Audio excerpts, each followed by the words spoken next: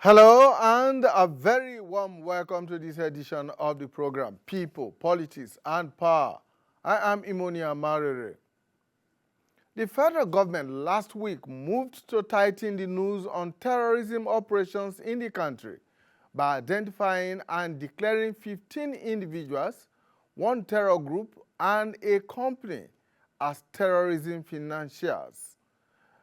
The government officially designated Finland-based self-proclaimed leader of a faction of the proscribed indigenous people of Biafra, IPOB, Simon Ekpa, and 14 other individuals, the notorious Lakurawa terrorist group, and a company as the latest known financiers of terrorism in Nigeria. The Nigeria Sanctions Committee, which is headed by the Attorney General of the Federation and Minister of Justice, recommended the designation of the individuals and entities, having found that they have been involved in funding and supporting terrorist activities in the country. The step by the Nigeria Sanctions Committee is in compliance with Section 54 of the Terrorism Prevention and Prohibition Act 2022. The law also requires all financial institutions and businesses to freeze all funds and assets linked to the designated individuals and entities without prior notice and with immediate effect. The institutions are similarly requested to report all such frozen assets to the Secretariat of the NSC. The Sanctions Committee listed and provided the multiple Nigerian banks accounts of the individuals and entities involved, an indication that they have been under surveillance and investigation for quite a while. Now, what may be surprising in all of this is if the banks had failed to do due diligence on the owners and operators of the accounts, while simply warehousing huge sums of money for their nefarious and bloody operations under whatever guise. Now, to be sure, Nigerian authorities have historically been reluctant to publicly name individuals linked to financing terrorism, despite pressures from civil society and the media. But in 2021, the United Arab Emirates, UAE, designated 6 Nigerians as terrorism financiers linked to Boko Haram. That same year, 2021, the government announced that it had identified 400 suspected terrorism financiers, mostly bureau de change operators, but failed to disclose their names. At different times in 2021 and 2022, the then Attorney General and Minister of Justice, Abubakar Malami, told Nigerians that government was prosecuting individuals financing terrorism. Up till date, there has been no transparency about prosecutions and convictions. This has raised concerns of political protection for high-profile individuals who may be involved. So what will be different this time around? Are those recently identified and designated the small fries in the business, or are they the real deal? These are some of the issues we'll be looking at as we look at the impact of terrorism financing and the security challenges currently facing Nigeria. And I'm joined in the studio here by Dr. Kabir Adamu, who is the Managing Director, Beacon Security and Intelligence Limited, a security company in Nigeria. Thank you so much for joining us. My pleasure. We're also joined by Mr. Francis Meribe. Mr. Meribe is an industrial security researcher and a retired director of the Department of State Services, CSS, who is joining us from Utah in the United States of America. Mr. Meribe, thank you so much for finding time to join us. Thank you. Welcome. I'm glad to be here. Okay. Yeah. So let's go straight into our discussion, Mr. Dr. Adamu. The designation of these individuals and entities come to you as a surprise? No. The steps that the current Attorney General of the Federation has taken since he was appointed indicates to me that he is one who is bent on complying with regulations. And so I wasn't too surprised because, of course, just like you've mentioned in the introduction, the Terrorism Prevention and Prohibition Act does provide for a sanctions committee. He is the chair of that committee. To my knowledge, there are almost about 20 other organizations who are members of that sanctions committee, and most of them are in the intelligence community.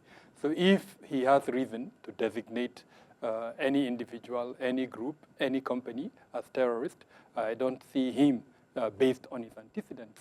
Remember, he's the Attorney General who started the prosecution of terror suspects, something that has stalled for almost a decade.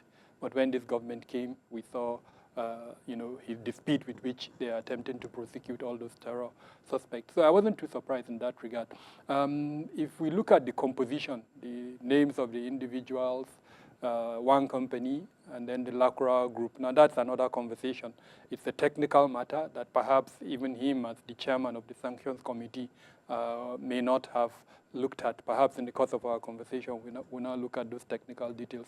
But I wasn't surprised really based on his antecedents since he was sworn in as minister. Mr. Meribey, I want to ask you that same question. Did this come to you as any surprise at all, or do you think that the Nigerian government is moving in a different direction? What I see here, and in some form of agreement with Dr. Damu, is that this is not a surprise. The reason is that the story has come out from time to time that this is going to happen, that the IPOB is being investigated and followed. So designating them for me is not a surprise. One would need to note that the Nigerian government, not just this present one, but all the government that we've had going forward, they're a group of jokers who like to pursue rats when their house is burning. So to that extent, I am not surprised. They are pursuing rats when their house is burning. If we are able to, take a look at what is happening in Nigeria and follow the trends. So this recent designation is true to type, but totally baseless. That's my position. Now, I asked that question because I know that going back in history, Nigerian authorities have been very reluctant to make names of either individuals or entities public that they claim are terrorists or terrorism financiers.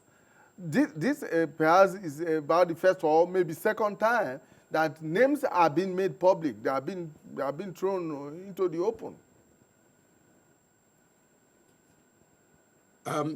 Yeah. That I think there was in 2024, if I remember very well. There's a Business Day newspaper report in March 2024 that designated a number of people and some companies, 15 in total. I think about 9 people, and then 6 companies as terrorism sponsors. Not just the one that was reported by is it Saudi Arabia or the UAE, United Arab Emirates. Yes. Yeah, United Arab Emirates. Yeah, not that one, but this one was judged by Business Day, also by the Nigerian Sanctions Committee. That was March 2024. That's that newspaper report. So in that report, these people were named, and they were not just named, but huge sums of money, which they have transported all around and used, possibly for terrorism sponsorship, were mentioned. So, to an extent, the Nigerian government, they have governments, not just this one, they have in the past tried not to do anything about who is sponsoring terrorism. We know that terrorism is a sponsored project. People bring out money, a lot of it, to move things around. But then the current naming didn't surprise me only because I have had it going on underground. And I also know that those who lead Nigeria, being those who pursue rat when their house is burning, they want to look for diversions for the March 2020, 2024 designations. They want to look for rats that when their house is burning, in the light of the current revelations, I think connected to the US aid on the huge sponsorship of terrorism through aid money, not just the US aid, but a lot of the aid money that is traveling around the country. These investigations that are coming out of late shows that those were used for terrorist sponsorship. Dr. Adamo, do you believe that this might be a diversion, as Dr. Mr. Meribe thinks?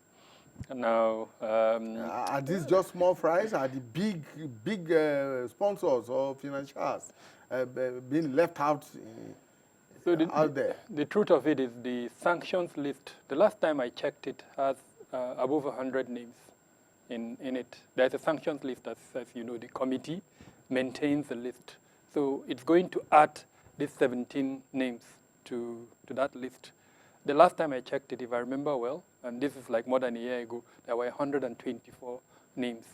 There is a gap, and the gap is one of awareness.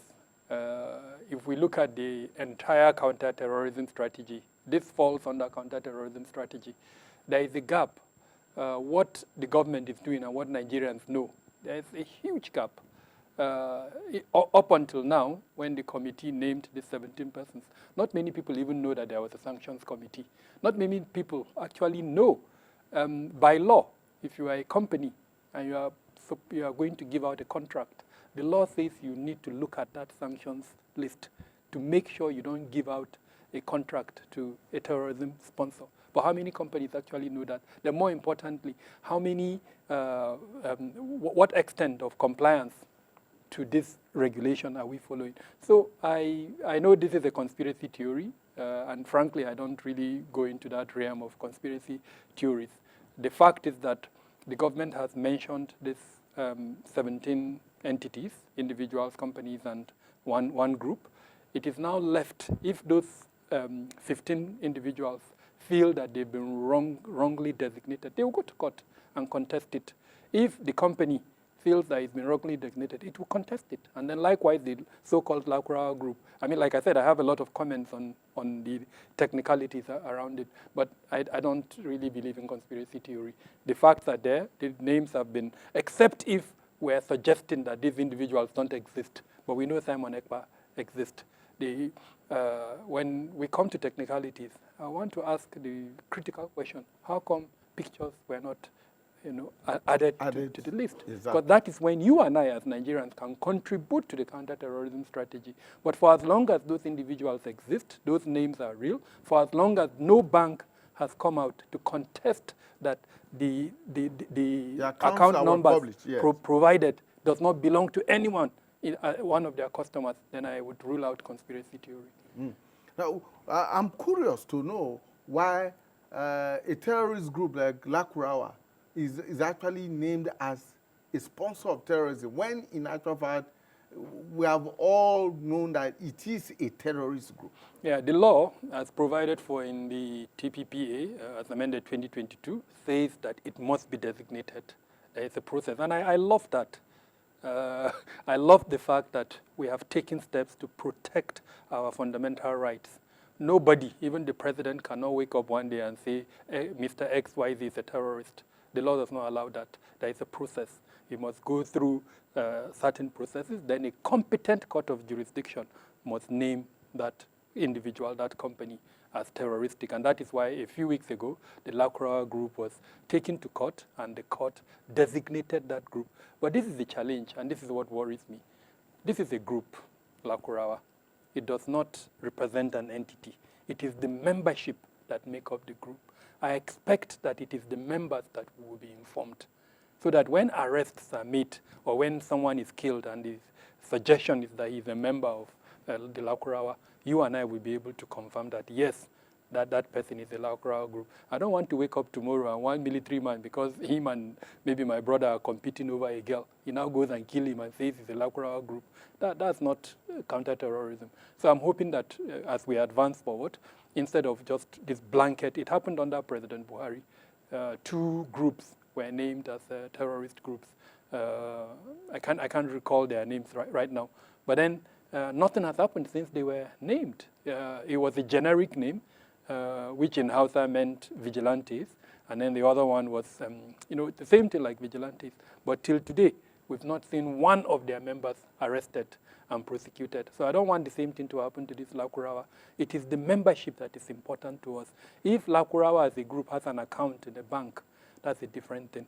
But if we also take it further. Yeah, there was no account number associated with Lakurawa, because they don't keep accounts. Yes. There's a shadow economy, and this is where the discussion around the role of NFIU comes in, the Nigeria Financial Intelligence Unit, that is keeping an eye on that shadow economy.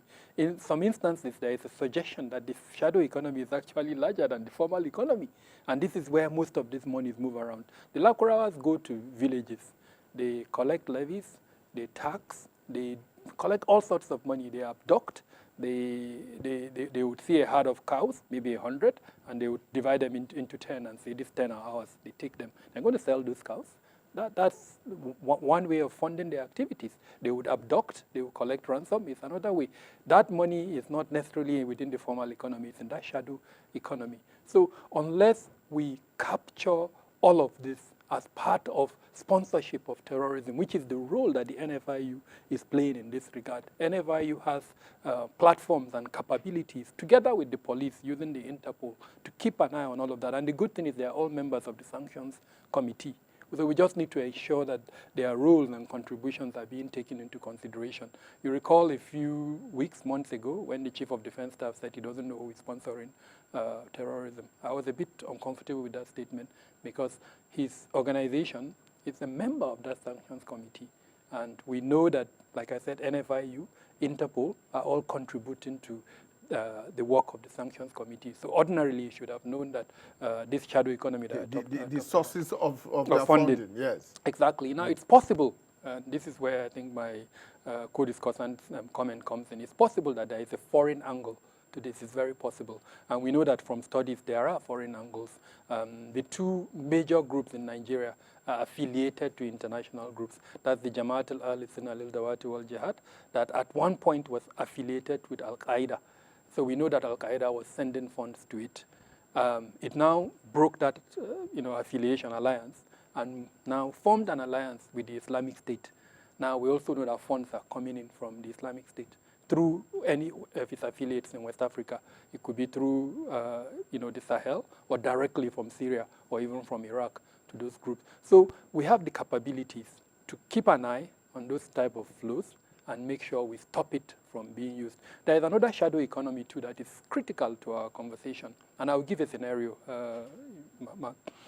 Imagine a situation where a trader let me use somewhere in Kogi, Ibra, he is looking for capital. And then one philanthropist that he doesn't know gives him 20 million naira as capital. Now, for the first year, that philanthropist does not ask him for anything. Second year, up to 10 years, he doesn't ask him for anything. Then one day he gets a call from that philanthropist. I'm going to send so-so person, take 1 million naira and give to that person. He's not going to question it. He's going to give that 1 million naira to that person. Unknown to him, that person is actually carrying out a terrorist activity. So this is where the echo space for terrorism comes in. The kind of conversation that the managers of our public space have with us for enlightenment and advocacy, so that we understand these things. If you are collecting as when they do their KYC, how many of them actually take effort to know the customer in real terms? You go, you fill an account. The reality is that they're supposed to go to your house, know where you live. They're supposed to know your sources of income. To my knowledge, only one bank, and incidentally, it's actually an international bank, I don't want to mention names, actually does that. I maintain accounts, and I know this. Of all the accounts, I don't think any of them have bothered to go to that. Most of the banks these days send out very beautiful ladies to go and source for accounts, account. for So funds. KYC is as good as dead in most You banks. know, So it takes us to the fact that regulatory compliance is actually important. That echo space for counterterrorism. If we look at the three instruments for counterterrorism in Nigeria, the TPPA Act that we talked about, Terrorism Prevention and Prohibition Act, as amended 2022, the Countering Violent Extremism Framework, which was introduced in 2017, and then the National Counterterrorism Strategy, which was introduced in 2016. Those are the three instruments.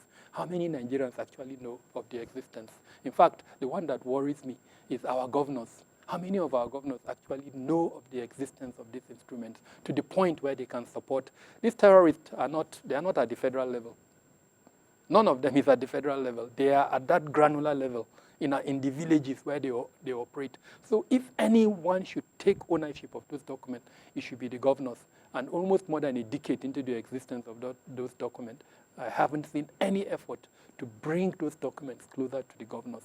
If somewhere like Borno State, which is the epicenter of terrorism, I am yet to hear the governor speak about those documents to the point where he knows he understands their content and he's embracing what they're trying to achieve.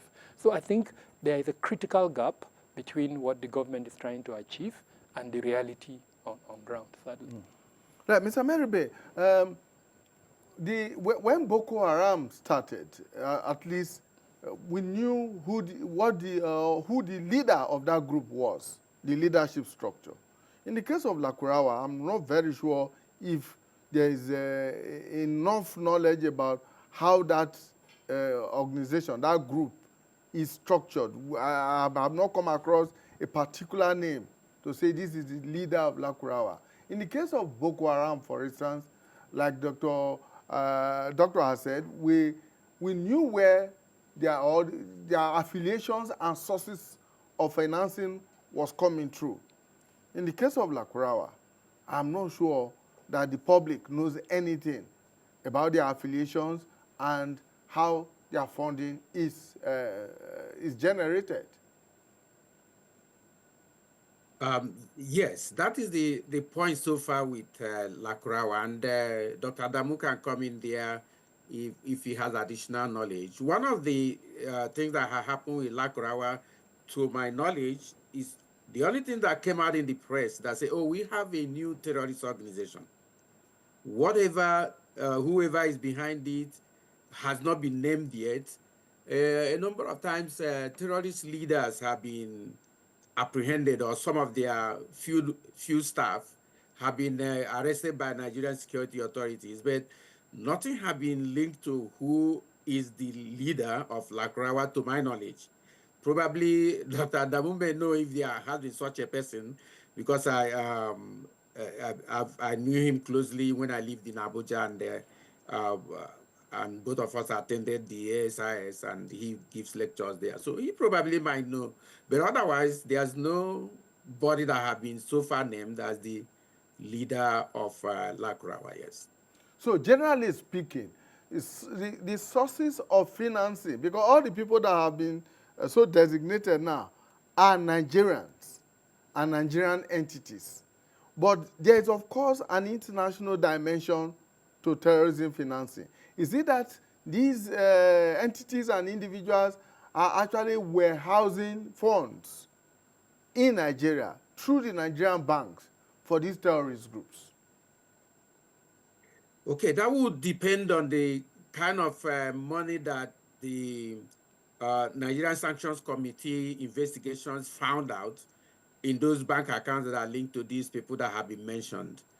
That will indicate how much money that those accounts have been housing. The banks didn't disclose that. That report from NSC did not show that amount.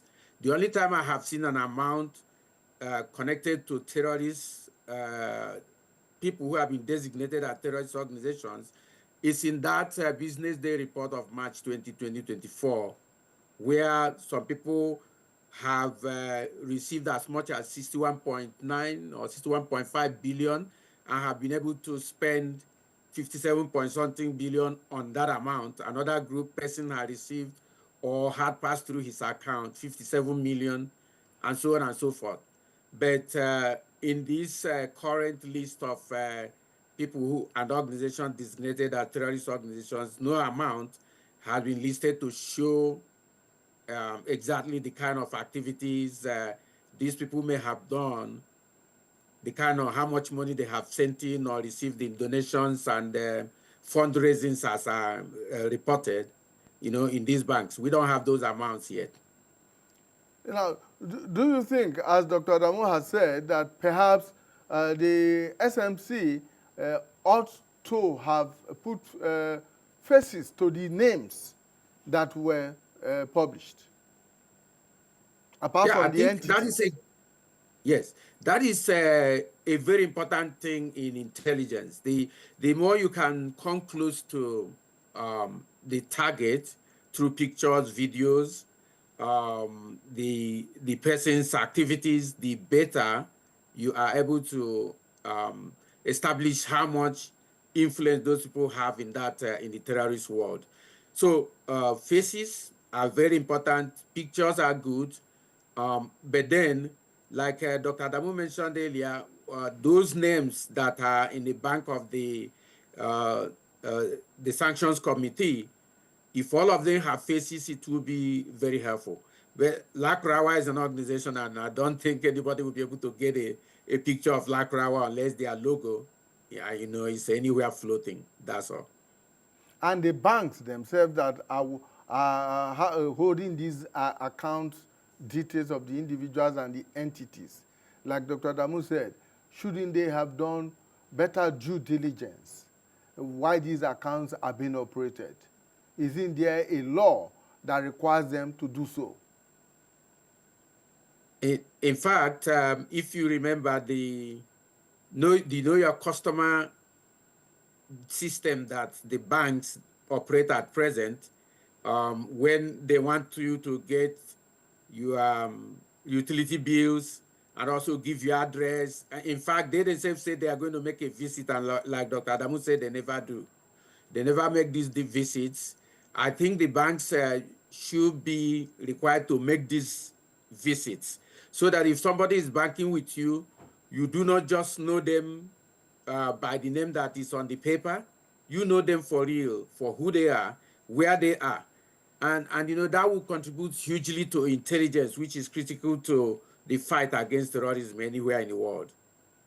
And of course, you recall that some time past, it was made mandatory for Nigerians who open bank accounts to provide their national identity numbers and all other such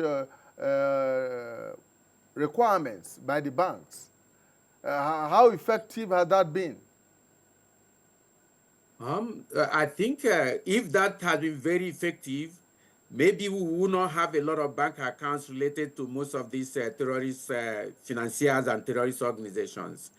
Um, but in a way, it has been because personally, I was trying to include the names of my children who live abroad in a business that I run in Nigeria, and because they are not close by to get their national IDs, the banks didn't complete the opening of that account. So I think to a point, maybe some of them are trying, but then what they need to do is to do what the law says. The law says get these details, because if you have the national ID document of any bank customer, if they are associated to terrorism, and then the National Terrorism Committee, the Terrorism Committee comes to them in investigation to find out those, and they have a court order that makes sure they can release those information, then at that point, the person's full identity can come out because the national ID has all those, has pictures and names and addresses that could make it possible for somebody to know exactly where these individuals or even companies are located and where they are.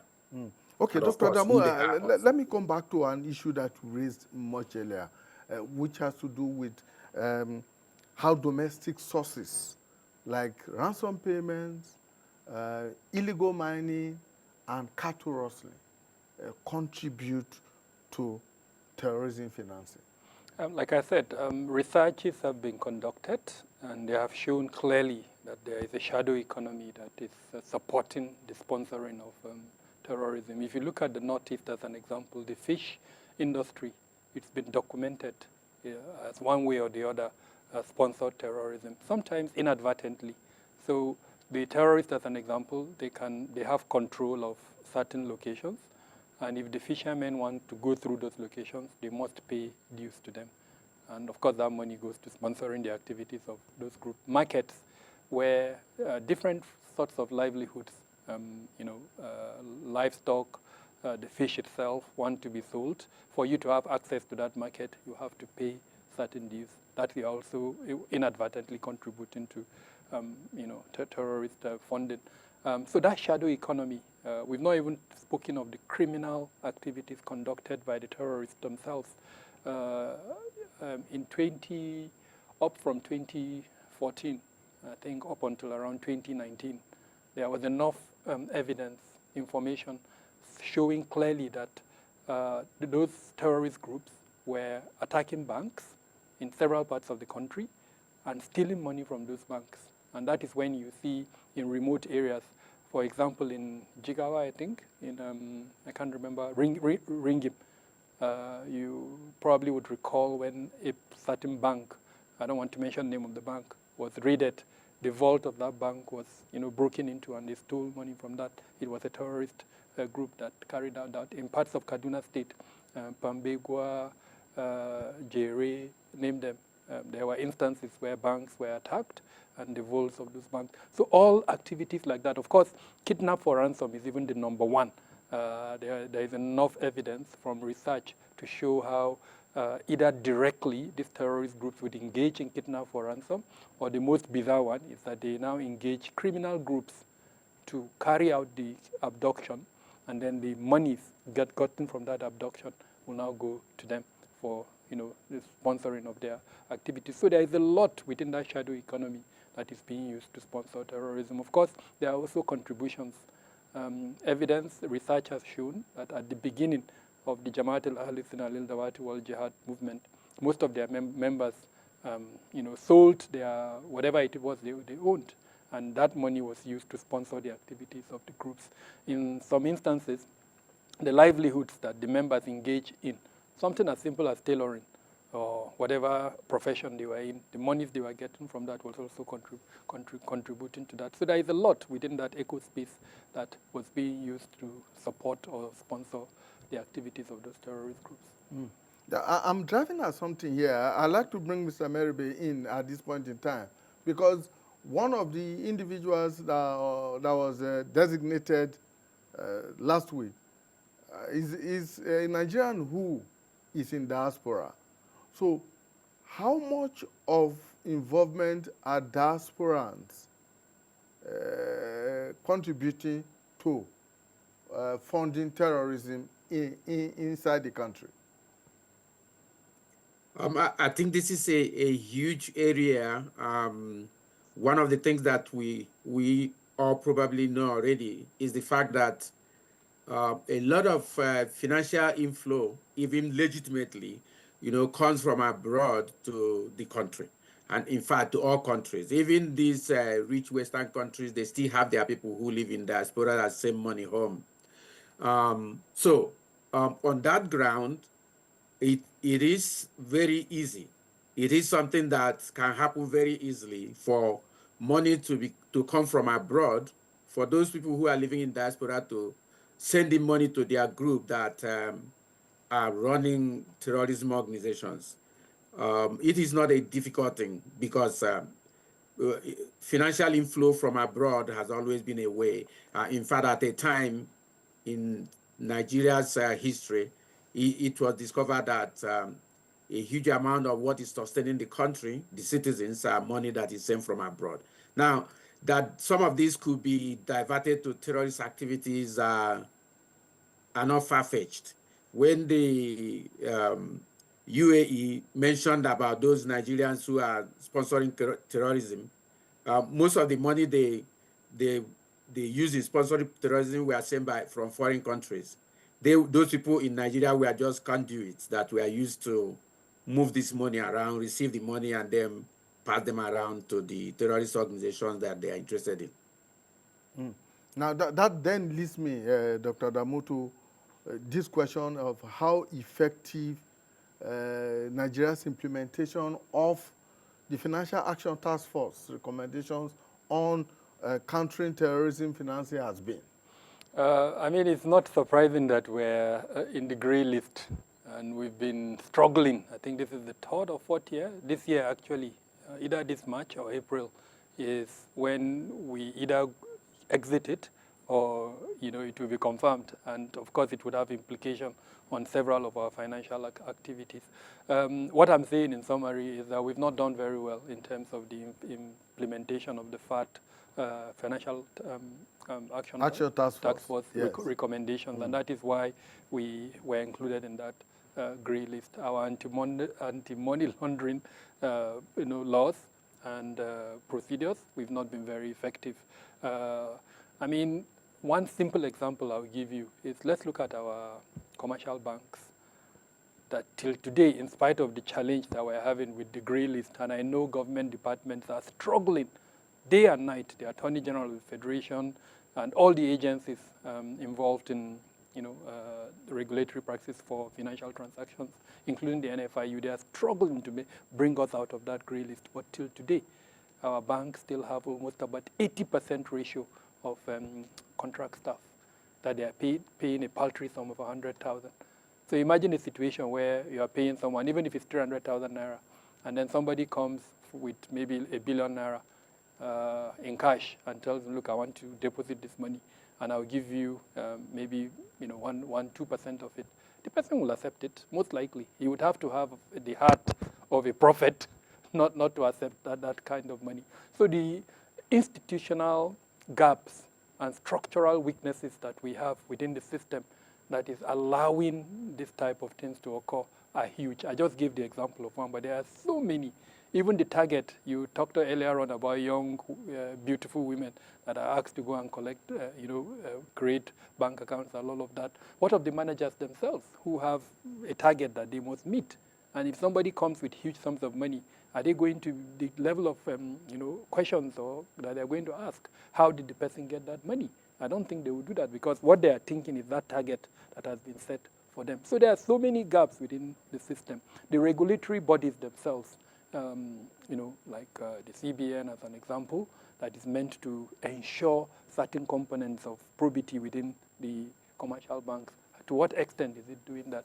So there are so many gaps that are being exploited. The enemy is looking at the system and is seeing those gaps and is exploiting them. We're not even talking of the cyberspace, Mark, where today, if you look at what the analysis done by the Global Terrorism Index that was just released last week, they spoke extensively around the cyberspace, how the cyberspace is contributing to radicalization and terrorism. So there are so many gaps within the system that is being exploited by these bad guys to continue the funding. That of course, speaks to the vulnerability of the entire banking sector in Nigeria today. We're just discussing the formal banking sector. Yes. What the shadow economy too is there. Is there. So the problem is huge. And the earlier we wake up to accept that we have a challenge and to address that challenge, I think the better for us. Like I mentioned, when we were placed on that grey list, it was a wake-up call.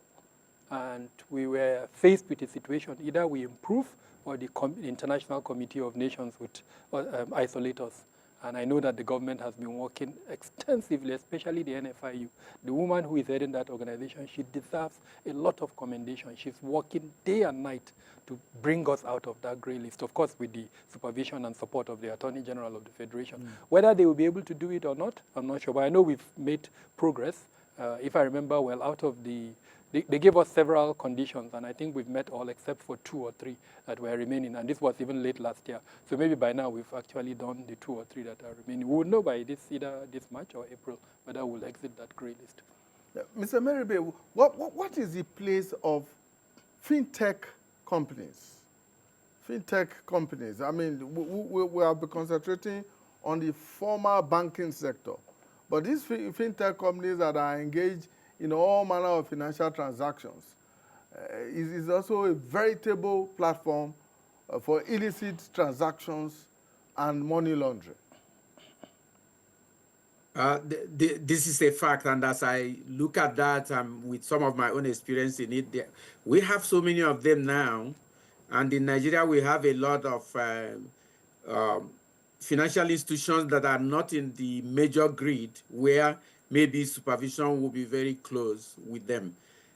We have organizations where, and I had the occasion to query that recently, they move money from all over the world to any part of the world, and of course into Nigeria. And and and the first question I asked, okay, you send in $50 to send to someone in Nigeria, and they simply send that money. You are not charged any extra money. They don't charge those people any commissions. Then my first question was, something must be very fishy here. So these companies are a major part of the challenges with terrorism. Remember, during um, the the youth protests, those protests that these people must go, the police squad SARS. that is yeah, that when they were protesting, many of their bank accounts were put in question, and they simply started using digital money to transact.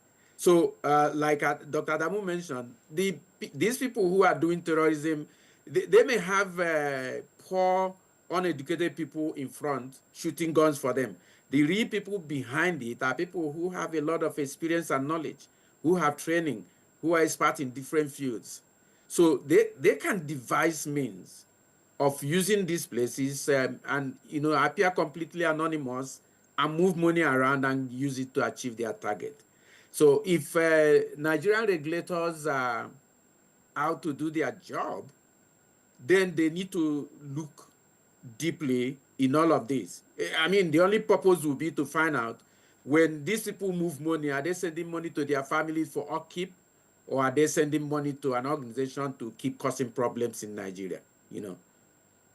Now, of course, with this development now that government appears to have woken up and is beginning to designate and make public names of individuals and entities, the expectation is that these individuals or other individuals and entities will begin to adapt other means to carry out their activities. So what is the place of technology in helping to track and frustrate these efforts? A lot. Because of the quantum of transactions, the human mind sometimes may find it laborious to analyze. As an example, I see this designation as the first step. If we're really serious and we want to do what counterterrorism measures recommends, each of those bank accounts need to be analyzed from the period that account was opened, where the monies that came into that account, where did they come from, who was money sent to from those accounts. So imagine a web, and that's what I would expect the sanctions committee to do. Create a web that would show a movement in and movement out, and then from where it goes to where else does it go to, until the final designation. Now, it's only when they establish that kind of investigation and they reach the last point and they rule out that it wasn't meant for a terrorist activity, then they now clean that person's name.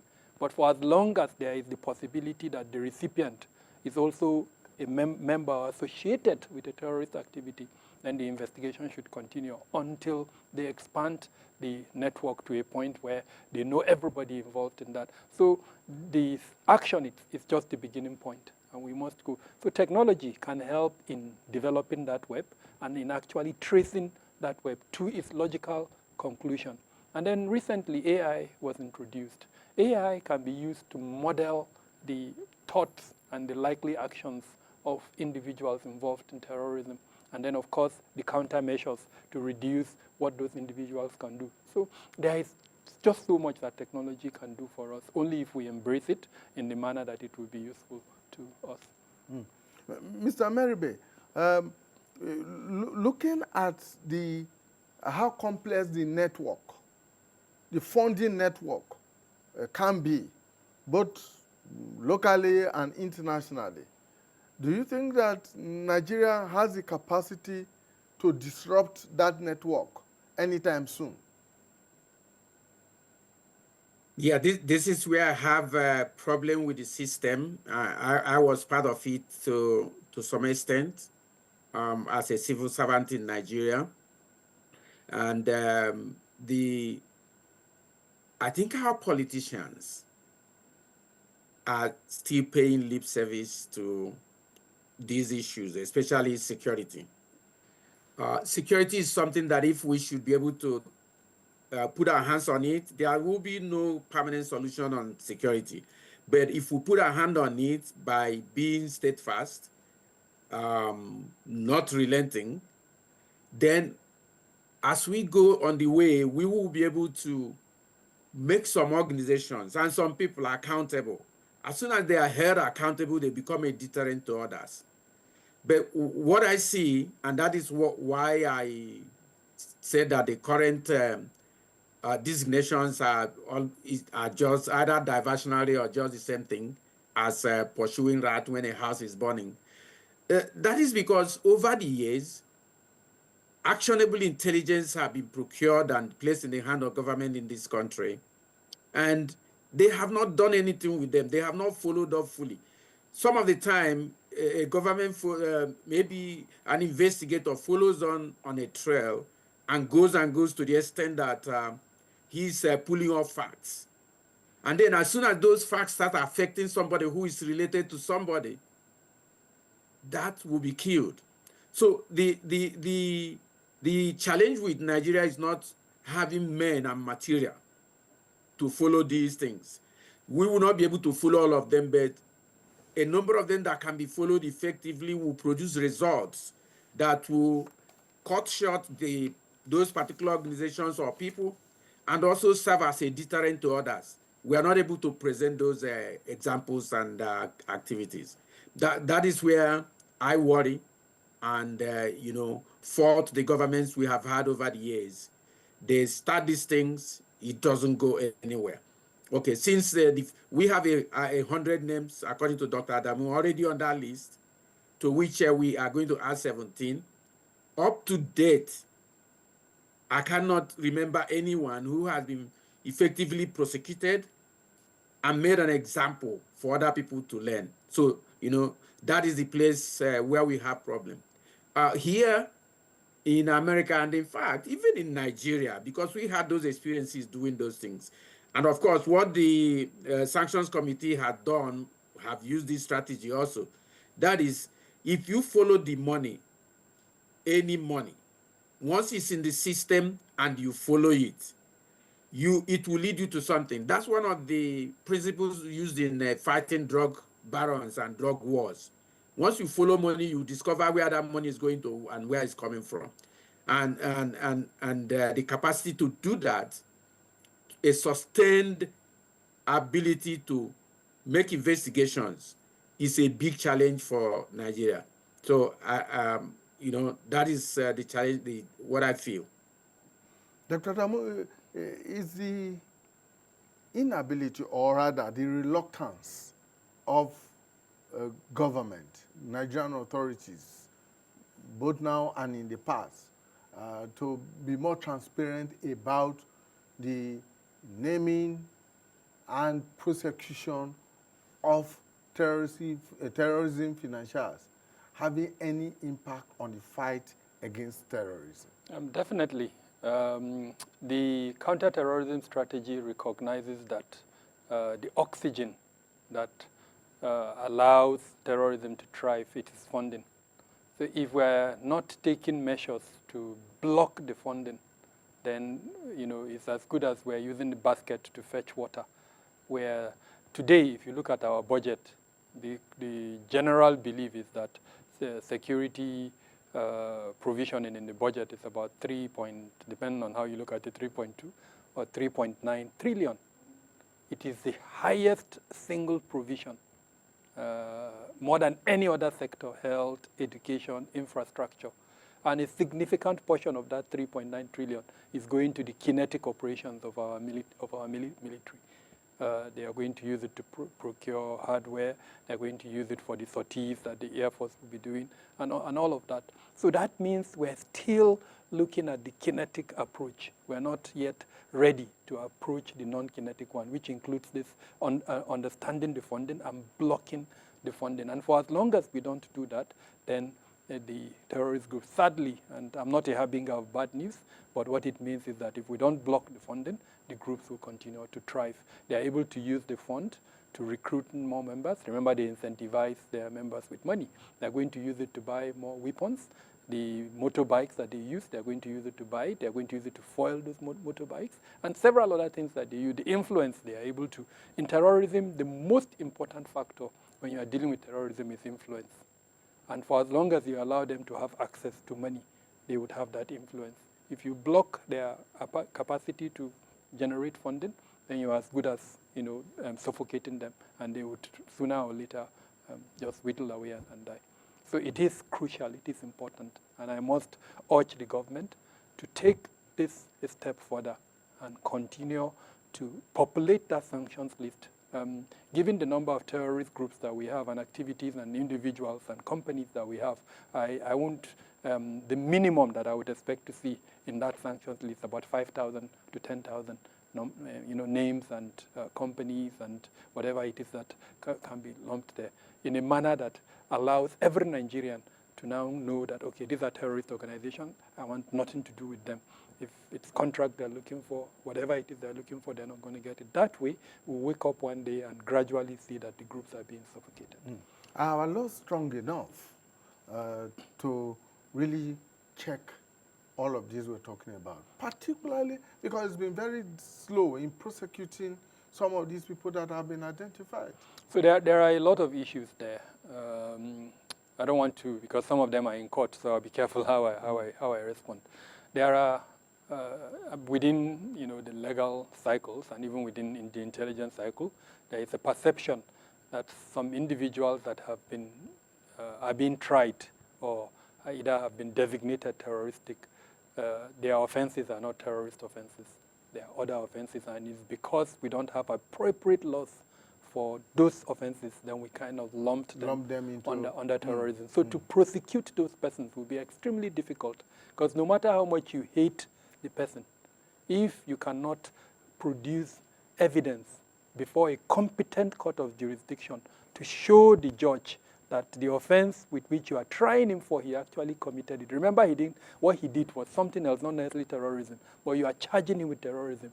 So the case is most likely just going to be an elongated case, and in the long run, you're probably not able to prosecute him for terrorism. You may be able to prosecute him for other things, and we have a lot of cases like that at the moment. So to answer your question, there is a need for our legislature to look more closely at some of our laws and update them to reflect some of our realities. Cyberspace, a lot of the offenses that are being conducted over the cyberspace, terrorism itself, name them. These are all areas that I think our legislature need to look at. This was, when they amended the TPPA in 2022, it was an attempt to do that, but there are still gaps. And so we need to constantly, on a regular basis, review and, where necessary, introduce new laws to address some of the emerging offenses that we have in the country at the moment. Thank you so much, Dr. Adamu. Let's leave it at that. Dr. Kabir Adamu, Managing Director of Beacon Security and Intelligence Limited, joined me here in the studio. And Mr. Francis Meribe is an industrial security researcher and a retired director of the DSS. He joined us virtually from Utah in the United States of America. Thank you so much, Mr. Meribe, for your time. Thank you. Dr. Adamu, it's good to see you again. Thank you. Great. Yeah. All right, to our viewers out there, we want to thank you for investing your time with us. We'll see you again when we bring you a fresh edition of People, Politics, and Power. Bye for now.